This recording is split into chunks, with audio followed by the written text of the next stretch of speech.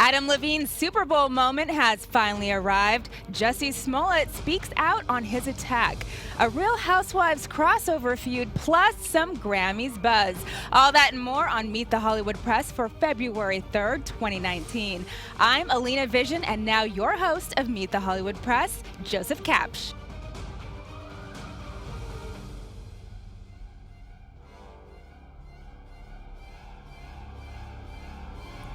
Happy Sunday Fun Day, everybody, or I should say Happy Janice Jackson Appreciation Day, hashtag I'm with Cap Day, hashtag what else do we have going on? What am I missing? Puppy Bowl? Yeah. Whatever it may be, whether you're celebrating the Super Bowl or not celebrating it, happy Sunday. Mm-hmm. Alina, good afternoon. Good afternoon. Glad Welcome to be back. As always. I feel like I get separation. You're like my security blanket. Even today, I was like, where's Alina? Where's Alina? Where's Alina? I am right here. There's no place else I'd rather be on a Sunday. Thank you. Yeah. Okay, so let's get started because we have with me, first I'm going to gush a little bit because not only someone that I can call a friend, but the best in the bit. I am going to call you the best in the music journalism. We have Shirley Halperin, the executive editor of Music at Variety, who also previously served news director at Billboard, the top editor for music at Hollywood Reporter, where we met. That's right. So we also share Jersey roots, so we had kind of quickly bonded over there. We used to host an Idol after show, but this is literally the first time I got her on the show since we've launched. Thank you for doing this, because I know you're on Super Bowl duty right after this. So welcome, Shirley Halperin, to the Meet the Hollywood Press table. Thank you, Joseph. And I welcome back also one of my favorites, Bianca Della Garza, Thanks, Joseph. entertainment and lifestyle host, formerly of Bianca Late Night. Yes. Emmy nominated. I always like to say that. And you're launching your own channel, like lifestyle and entertainment channel, Beauty Planet Beauty. Am I allowed to say this? Yeah, no, you I can hope say so. it. Actually, I haven't said it before, so we can say Planet it. Beauty. Beauty Planet. Beauty Planet. With NBC Universal. Why don't you tell them a little bit about it really quickly? Really quickly, I'm super excited about it. I'm super excited to be here with you, Shirley. Perfect day for talking music. Like, you are the bomb with all that and some scoops that we're going to break here. But I'll tell you more about Beauty Planet in a nutshell. It's beauty-focused programming. I've founded in my own beauty line. We're going to rewrite the narrative in beauty, and we're in 12 million homes in the U.S., launching soon, based right here in Los Angeles. So we're going to have a live studio audience, and I'm excited to see where it goes. Congratulations. Thank you. awesome. Thanks. Okay, Yeah. let's jump in because I want to get these ladies on their way and you off to your Super Bowl soiree and me just home. Okay, so basically, Shirley, this is such a perfect day because Adam Levine, obviously, you had done the cover story when this first, when he first was, it was announced that he was going to do the Super Bowl, and the controversy was swirling around it. Now, just this week, he spoke, and we're going to run some tape in just about 2 seconds. He spoke with ET. It was his only sit down because basically the NFL decided to not do the annual press conference where all journalists, which I thought was very telling in the interview because when they asked him, why did you choose to just do this one interview? He said, you have to ask the NFL that. So we're going to run some tape right now and then we're going to come back and talk about this. Performance and just a little. What went into your decision to play the Super Bowl halftime show? You know, I think that when you look back on every single Super Bowl halftime show, people just can't. It's this like insatiable urge to hate a little bit. I'm not in the right profession if I can't handle a little bit of controversy. It's what it is. We expected it. We like to move on from it, and like I said earlier, speak through the music. The music. Did you talk to anybody before you made the decision? Maybe. I did. I spoke to many people. Most importantly, though, when I silenced all the noise, listened to myself, and made my decision based upon how I felt about it all. Why'd you guys cancel the press conference? The NFL canceled the press conference. You'll have to speak with them. Has this changed the way you go about this performance? Okay, coming back in from that. So what surprised you most when he sat down to talk about this now, just on the eve of his performance? Well, I guess that he was so willing to answer whatever Keven threw at him, which Yes. I think is really great and says a lot about how confident he is dealing with the press. Yeah. So I thought that was interesting. I thought it was interesting that he that he revealed that the NFL were the ones that canceled the press conference because I think when it was originally canceled, a lot of people thought, oh, they can't take the heat, they don't want to be there. Even Prince did a press conference, you know. So they got like a little bit of extra criticism for that. So it was good that he sort of, you know, laid it all on the line.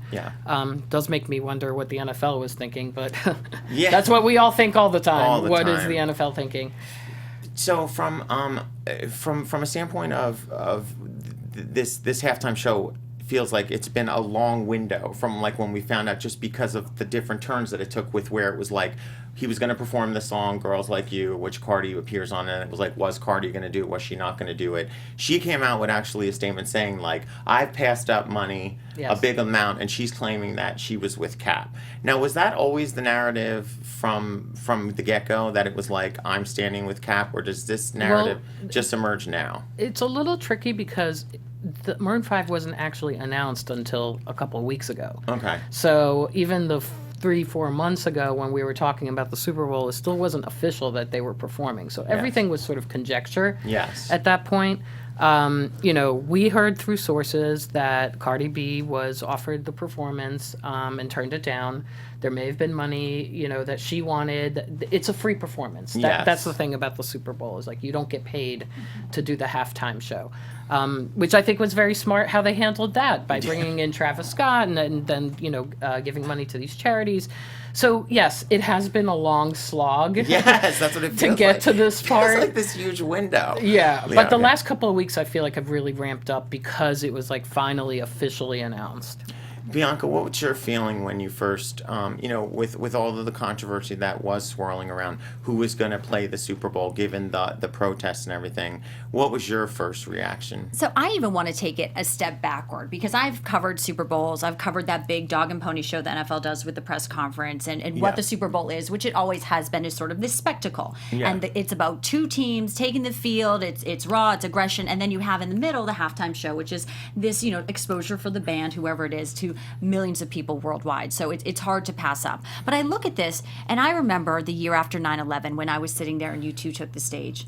And it was an epic performance, because everyone who died in 9/11, their names were flashed there. And it was a moment where people were solidified.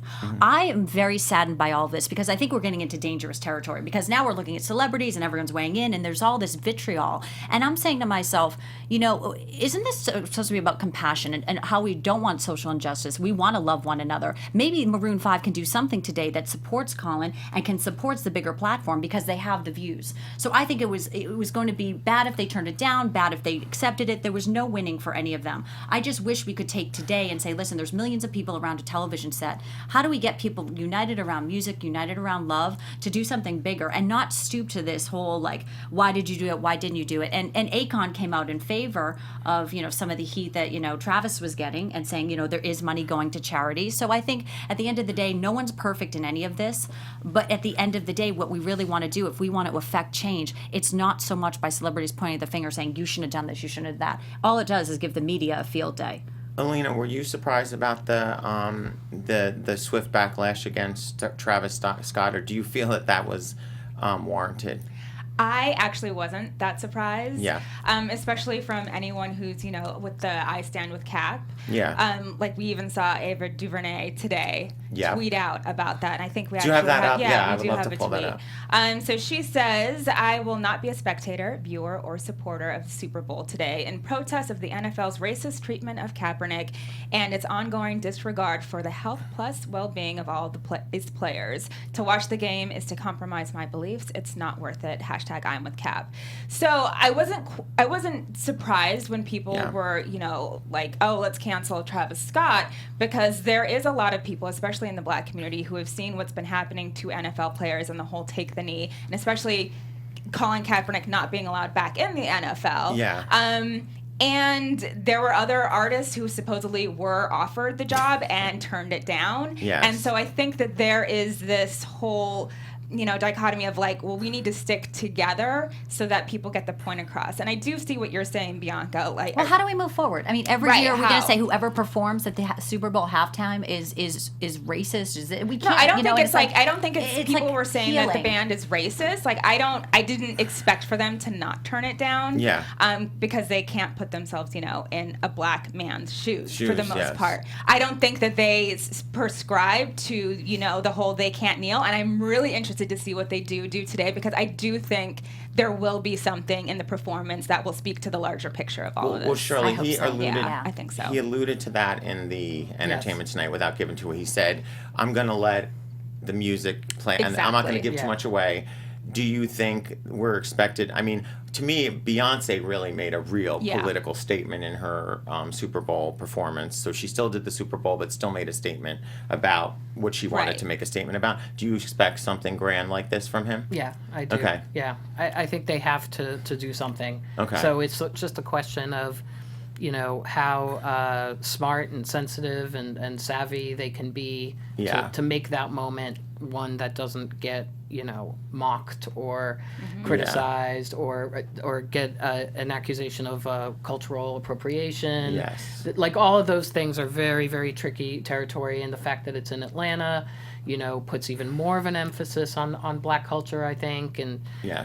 they're gonna have to navigate this. It's gonna be tough. So, in terms of with Big Boy and Travis Scott, through your sources, why did it end up being them? Was there a lot of people that they had, just knowing what through this process, that they went to even before that they finally Yes, got? there were a lot of Okay. people that they went to. There were a lot of people that turned them down, but they're all three are managed by the same people. Okay. So Got it. it really is, I think, more like that. Like that. Okay, Yeah. got it. Now there's buzz I was seeing online, which I think will be the most horrible thing to do to the Super Bowl. But is it that Travis Scott might actually propose to Kylie Jenner? Is there any? Well, that was rumblings. the funniest meme of this week. Whoever thought of it is brilliant, because it was like, oh, will it be a Kris Jenner? Will it be a Kris Jenner Super Bowl? Because Travis could take a knee and propose to Kylie, which would be an amazing way to deflect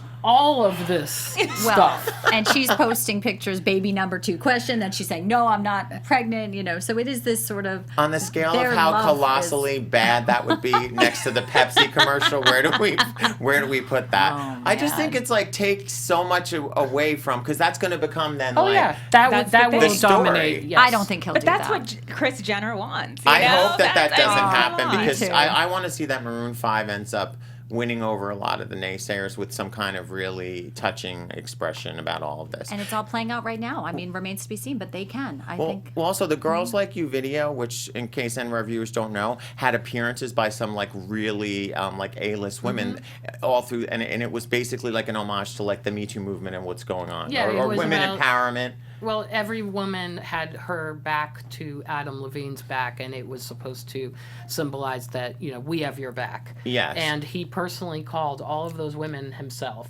To you do know, the To video. do the video, yeah. So it wasn't some BS casting kind of thing. Yes. They really were invested in the message of that song. Wow.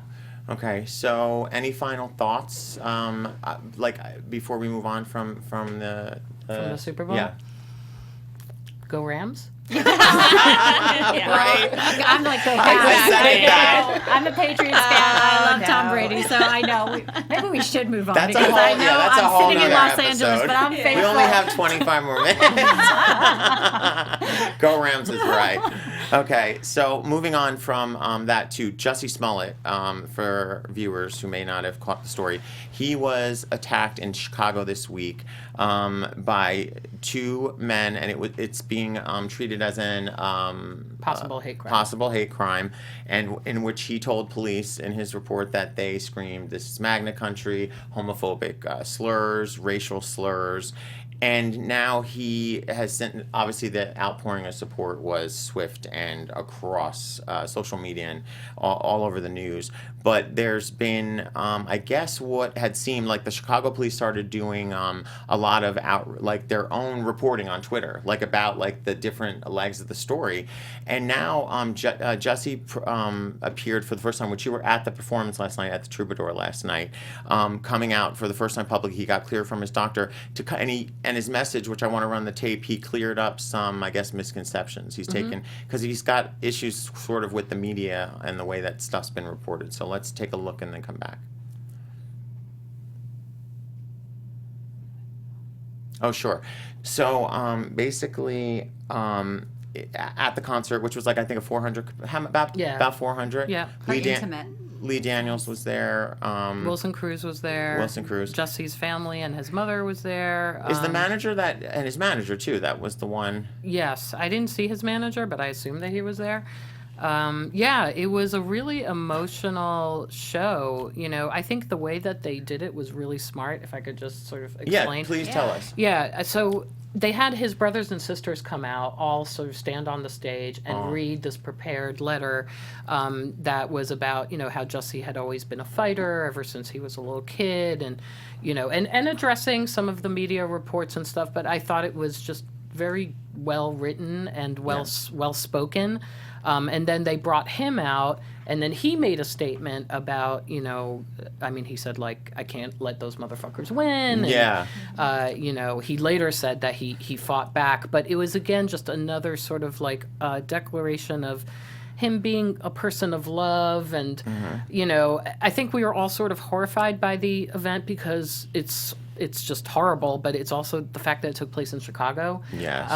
You know, in what would seem like a metropolitan, cosmopolitan place, or I don't know. Like, the whole thing is just, there's so much to wrap your head around. But I thought he addressed it. Yeah. He did it right at the front, you know, and then he put on an amazing show. And then he came back to it a little bit later because he saw Wilson Cruz in the audience, and he said, you know, I want to shout out Wilson Cruz because he's the first person I remember seeing on TV who looked like me. Like me. You know, who was like me. So it was really emotional and super sold out. There was an insane line outside. There was West Hollywood police presence. Like, you know, it was a big, big deal. That's what said it was on high alert. I'm so glad he did it. I mean, I'm sure it was incredible being in that room, but that was a smart decision. Yeah. Because the fact that this happened and then there was any type of questioning about his story is terrible. I hope Chicago police do take it as serious as they say they will and go after, you know, and try to find these suspects who did this, you know, terrible crime. I think he had to show his face. I think at the end of the day,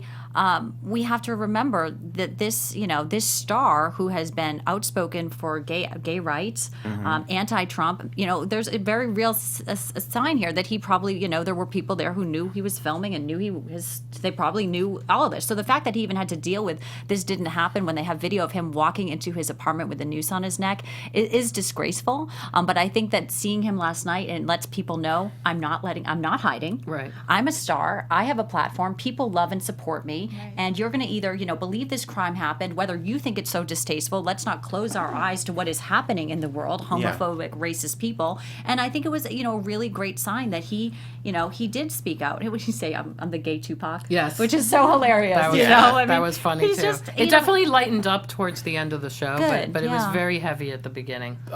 Do we have the tape on to roll? They were not broken. I went to the doctor immediately. Frank Gatson drove me. I was not hospitalized. Both my doctors in LA and Chicago cleared me to perform, but said to take care, obviously. And above all, I fought the back. Okay. Yeah. So those were the points, but that because I guess it was reported immediately, and I'm pretty sure before like the major news networks and publications got a hold of it, it was broke. It was about the broke ribs, which was clearly from like sources, right? Police sources or informants, quote unquote. So that's what's interesting to me is like we've had this like past 2 weeks where it's been kind of dicey in the media for like the BuzzFeed story with Trump, and then this is really confusing me a little and confounding me a little bit because like even NBC News 2 days ago, the latest update was that NBC News is claiming, and then it had quotes from the Chicago police, that he doesn't want to turn over his cell phone. So I'm trying to, what is your feelings on that? If that's actually true, why would, because wouldn't the telephone records and cell phone prove the whole count where he was talking to the manager? Well, we don't know who's advising him. We don't know what legal counsel's saying. I mean, we don't really know. I think a lot of the things in this we're dealing with, probably unnamed sources, and whoever NBC's dealing with. But I mean, maybe he's being advised to wait so they can look at things. I think they are cooperating with the police. That's what I'm saying. That's we spoke to the manager, Brandon Moore, on like Thursday, and he said that he was cooperating. But were you? But the way you spoke earlier about it, were you feeling that there was a certain bias in some of the reporting that you were reading? Chicago was the first to cover the story, probably. Okay. Chicago crime, and it's sad what's happening. I have family in Chicago. I mean, they have more homicides than New York and Los Angeles combined. Yeah. Okay, in a year. So I mean, it's not a good sign for them to have this happen. So I think initially the way I think it was like, oh, let's really make sure this happened. It's like, yeah, it probably did happen because this guy, you see him and he's not. This is like I said with the video of the noose around his neck. I think that when you're dealing with it wasn't a national story right away, so maybe it was a little bit of like, oh, how do we deal with this? Yes. And when you're dealing with local police, they're very careful on how they're going to it's funny because it's controversial. It's a huge Hollywood star in their backyard, and they're not Hollywood. They're not really used to this type of the media spotlight where you're going to come in and Variety and everyone's going to say we want real answers here. But now I think everything's going to have the spotlight on it, and the truth will come out. And that's why I think last night was so important for him to come out and say, this is my story. I'm telling it. I've always been honest. Which I don't doubt in the least. I just think it's interesting how people are reading the stories, because sometimes when police departments release statements, they're very just matter of fact. Right. So I feel like you can read into that as a consumer or just a viewer, that you're feeling like it's just like, no, they're just stating 2 suspects have not been. And I think that's where it's getting lost in translation. It's not like the cops are accusing that something didn't happen. They're just stating fact by fact as they're investigating. Right. And they probably have more facts, but they're still looking for the suspects. For the suspects, exactly. They can't just let it out to the public. Because the one thing I can speak to is not a lot of the celebrities we talk about, we can't always speak to hands-on experience. But I will say with Jussie, I put him when I was executive editor of TheWrap. He was one of the cover stars for our fall TV issue. So he literally spent the whole day at the studio with us, and I also got to interview him myself. So 2 times, couldn't be a more genuine, authentic, pleasant guy, very vocal, like you said, for rights and diversity in Hollywood and everything. But that's what I fear why it could be an orchestrated. Yeah, I worry that he was targeted because he's very vocal politically on social media, and that's frightening to me. Someone even mentioned how cold it was that night in Chicago. Who's standing outside 2 a.m. just randomly going to attack somebody? That's what I mean. If it went down and if people they knew who they wanted. I'm glad that he came out, performed, and said what he said, and I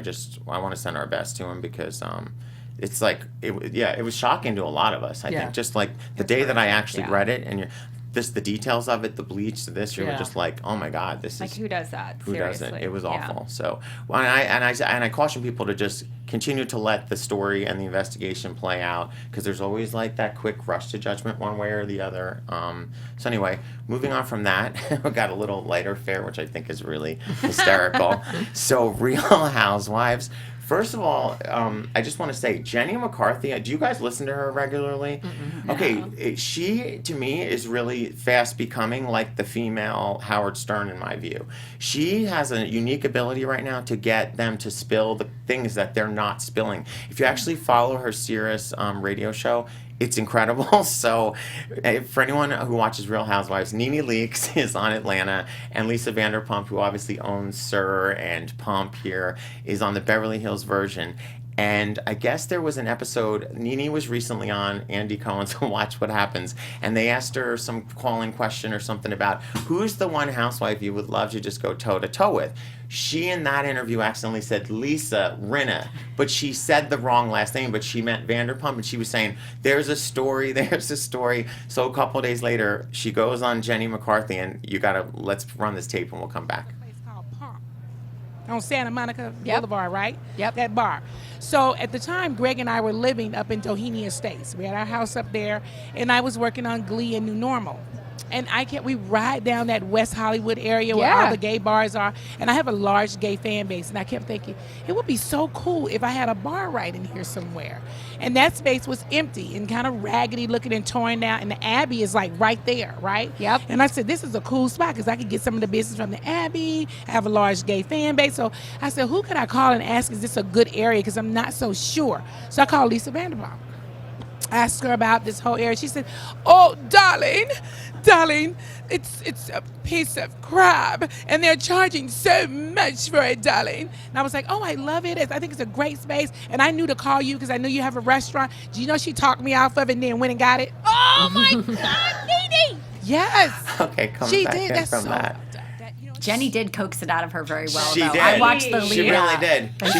She even has sunglasses on. Yeah, she wears sunglasses. Impressed. That's her thing. No, it's not even just that. Like, some of her interviews are fast. They're like epic. Like, she's my guilty pleasure now. Like, I'm always checking out her size. She gets good stuff. Yeah, that was good. There's something I think unarming when you're not on, like, they're taping it, but you're doing radio. It's similar to the shows that we do here. Like, you're more comfortable because you're just not. You feel like it's like a podcast. You know, she's getting good stuff. So now this is turned into Lisa Vanderpump then responds within like the day. Lisa Vanderpump is very like when she sends messages out, they're not like direct, but she's like having dinner with my priest, basically. So that's like her response to it so far. She hasn't directly responded. But NeNe Leakes, let me tell you something, she ain't gonna let that go now. She's been public with it. Because she said to her, which we didn't watch, she's like, I need her right here. She goes, I'll address this, but she's gonna be here when we address it. Wow. Right. But Jenny still got it out of her. But I think in this town we know ideas get stolen. We know, you know, scripts, and I have an idea and then someone, very possible this happened. It's so interesting, though, to think about this. It's like, at the end of the day, that we know when you drive by Pump, it's so iconic to that's Lisa's place. But when you hear this, it's like, okay. Haven't there been like 12 12 businesses there. There have been a lot. She's the only one that has been there, managed to make that success. It's been like a coffee. That corner has been cursed. Yeah. It's a curse. It was like a coffee lounge. It was a coffee place. It was terrible. It was an internet. Yes. All these weird things in that space that failed. They opened 6 months, a year, gone. She's the only one that's managed to make it work. But actually, it was NeNe's vision. You know, like it's almost so crazy to me. It's crazy. Especially because it's just a phone call, so it's literally going to come down to her word against it. It's not going to go anywhere from that. But I will say this. In following The Real Housewives, I've not known NeNe Leakes to ever talk like shit and lie. Like when she comes forward with something, it's true. She's always had receipts. So but do you find it? Do you watch Beverly Hills?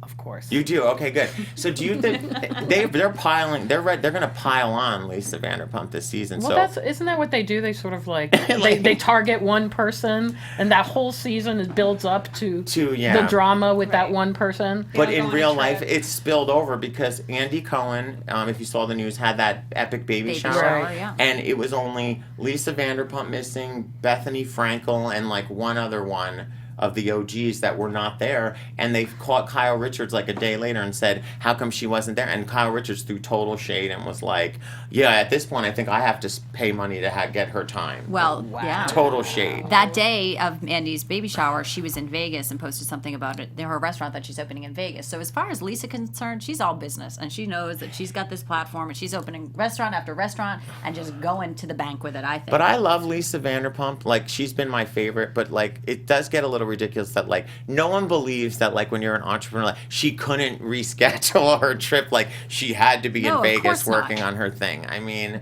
but doesn't it make you realize that she's all about business? She's like, no, I'm going to be at the restaurant, I'm going to open my thing, and maybe if we believe what was told on Jenny McCarthy's show, maybe even way back then she was as shrewd as a fox.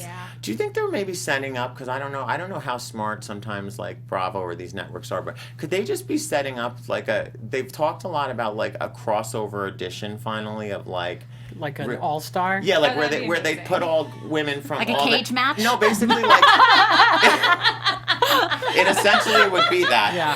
But no, putting them all in some like vacation spot for like six, for like a month. I think that would be the best thing ever. Oh my God. Put them in like the Hamptons for like the All-Stars in the Hamptons for 4 weeks and tape that crap. That would be through the roof. Who wouldn't watch that? That's a Real Housewives. Teresa, NeNe, Lisa. I mean, I feel like they could be setting something up like that. There's more to it. Because it just seems so weird that all of a sudden she came out of the blue with this now. Like, why? It is a little interesting. Well, it might have been, too, because she said Lisa Rinna, and she was like, no, I really want to, it could have been organic in that way, but a crossover would be really interesting. Okay, so for the last part of the show, because we have Shirley here, and I don't know when I'll get you back. You have to come back, Shirley. I want to talk a little bit of just in general, like right now, the Grammys are upon us. I don't want to talk predictions and all that, because like... Oh, good, because I suck at predictions. I'm so glad. Because it's just like, let them take care of that online somewhere. Yeah. Or the Gold Derby. Doesn't Gold Derby do the odds on that? Yeah, let Gold Derby take care of that. I want to just talk more about, like, we're in this, we've been talking about this ongoing in our show with all the other award shows, that we feel that award shows are at a crossroads and just where we're in this streaming, this broader platform universe, and every year you hear about, like, the Oscars, like, how are they going to maintain the younger viewers, how are they going to bring in, how they, about nominating. Do you feel the Grammys feel that same kind of pressure?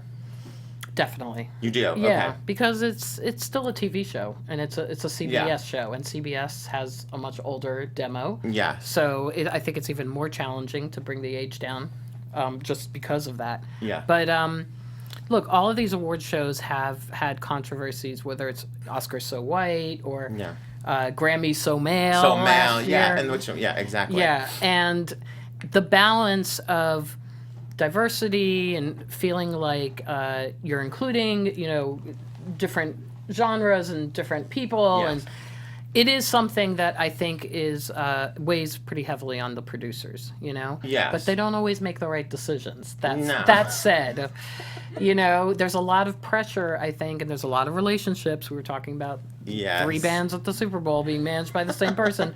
There's a lot of relationships that come into play when it comes to the Grammys, and they sometimes really mess up the show. Like last year, U2 performed twice. Remember? Yes, I do remember. And they weren't even nominated. Yeah.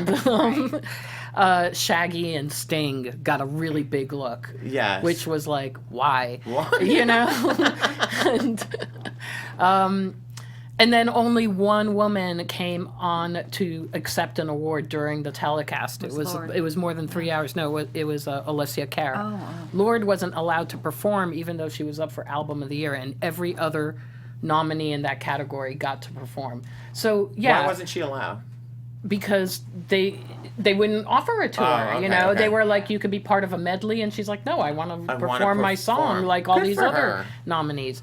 So, I mean, there were some really, really bad decisions made last year that I think, they're still sort of, coming out of. And we'll see what they do this year. So far, the acts that they've announced make it seem much more like the Billboard Awards or the American Music Awards. Like, it doesn't feel as special or as A-listy, but we still have a week. Let's see what happens.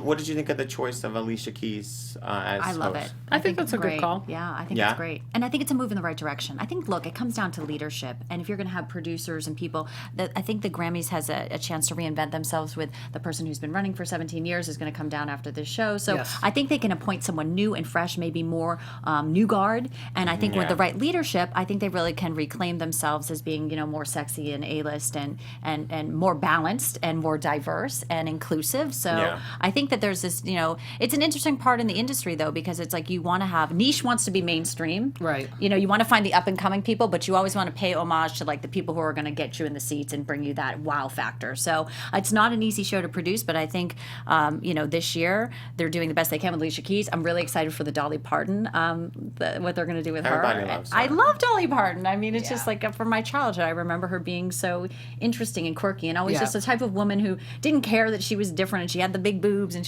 one of her famous quotes was like, it takes a lot of makeup to make someone look this cheap, and she was so playful and hilarious and just such an iconic thing. I think the more moments they can make in the Grammys like that will bridge the gap of generations, that's when you're going to bring the rating success. That's where you're going to have the buzz leading up to it. I can't believe they did this, how they did this. So it's just going to take some more creativity and a lot more massaging the format there to really get people to reinvigorate. I do think that this is a transitional time for the Grammys. Yeah. Because, like you said, Neil Portnow, he's going to be stepping down in July. Yeah. Ken Ehrlich, who has been producing the telecast forever, he might not continue with it or, have to sort of loosen the reins a little bit. So, yeah. Maybe they should consult with you and some other journalists to say, hey, what would you be interested in? And get the feedback. You've been covering the music industry for so long. Well, why not? Thank you, Bianca. No, it's true. I will take that to the executives and see what they say. Well, wait a minute. Do you think the way that the Oscars Academy, where we saw very publicly and in the trade reporting about when they needed to kind of start to invite younger, more diverse, is the academy that votes, is it much more diverse already, or did they have to spend time but they fixing? They also need to bring in younger chapter members. Yes. It needs to be more diverse. There are very few women in the technical categories, like mixing, engineering. I think it's like 1%. Yes. Like it's really, really bad. Oof. So there's a lot of work to be done, and I think no one would disagree that the next person who heads the Recording Academy should be a woman. Yeah, seriously. And if it's not, there's going to be problems. We can say that about a lot of positions in the world, like president. There you go. Now, what do you think of those medleys, Alina? Because you're a music gal. You like music, and your husband produces. So it's like, what do you think of when they put like the old, I shouldn't say old, right, the iconic acts with like the younger acts? I think it depends on which act it is.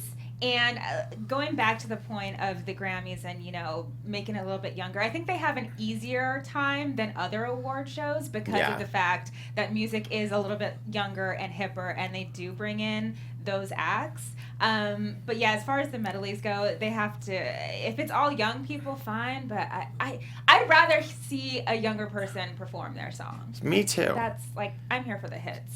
I agree. I'm here for I like now. that. Okay, I want to ask a random trivial question. Do you believe in this Best New Artist curse at the Grammys, though? Completely. You do, right? Oh, yeah. Because where's India Ari? Oh.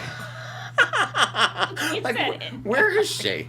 I know. It's the kiss of death. No, if you actually go through, they're not all of them. There's some exceptions. Yes, so very few. There's something to be said about it. Yeah. I would not want that title. Well, actually, and that category is an interesting one because, I know we're not doing predictions, but it would be so hard to predict. There's so many. Dua Lipa and BB Rexa and Chloe and Halle and her. Everyone seems to cancel out Margot Price and Luke Combs. I would have a really, really hard time. But I hope Dua doesn't get it or BB doesn't get it. So that they have long careers and can do lots of interviews with us. So funny. Excuse me. But there's always that one who thinks, I can break the curse. Yeah. It wouldn't be me. I feel like there was one that really did do well. Christina Aguilera might be. It might have been. This is when we should pull it up on the computer. I'm looking it up. Thanks, Alina. Thank you. But is it better to have won one Grammy or never had a Grammy in your life? I don't think these awards matter at all in any way, shape, or form. I think it's just to say Grammy-winning artist. On I mean, the one cool thing about the Grammys, and I guess it's the Oscars too, is that they're voted on by your peers, by people who are actually working musicians, and I think there's something cool about that as opposed to some Hollywood Foreign Press Association or some. You mean 90 wacky people that are hey, let's throw this where party it's who made you God, All right, there's a couple of people. Yeah, Sam who? Smith. Sam Smith, okay. All right. Chance the Rapper. Okay. Yeah.